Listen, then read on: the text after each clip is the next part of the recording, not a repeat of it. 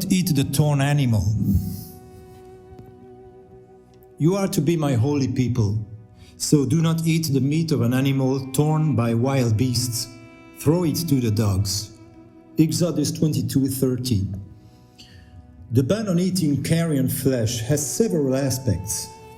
It is known that the meat of putrefying animals becomes quickly the nest of a mass of microbes that can cause serious infectious diseases. We also know that the dying animal produces harmful hormones that are not or hardly produced during a ritual sacrifice. Indeed, the slaughter is being done so quickly that the animal does not have time to realize that it will die. In addition, and arising from the commandment of the animal found death, unless it is itself a wild animal, it is still owned by someone.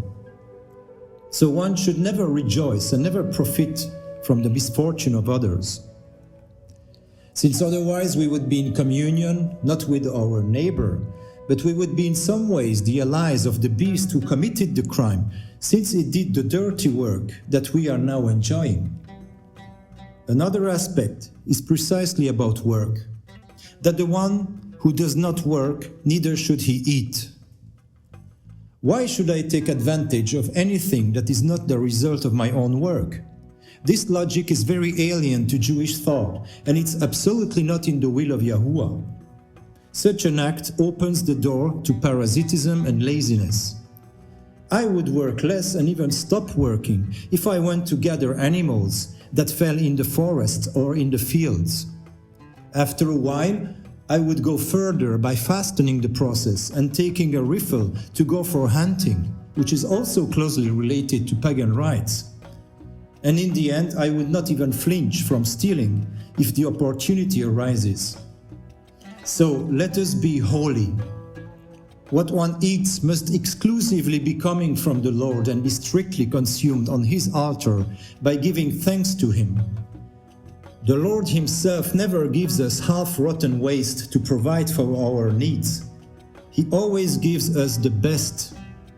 Although in times of crisis or war, survival prevails over any culinary ban, and we are actually provisionally allowed to eat meat normally prohibited by law, such as pork, for example. Now, spiritual food can also be rotten and unhealthy the same way.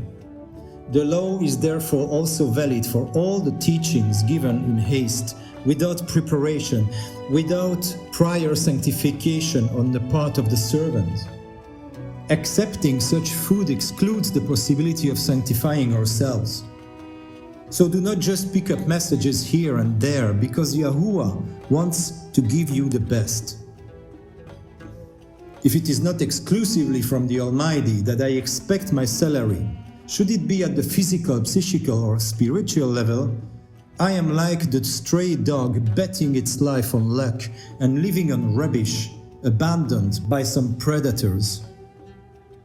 See also the teaching concerning the ban on eating meat of the stoned animal in the link that follows.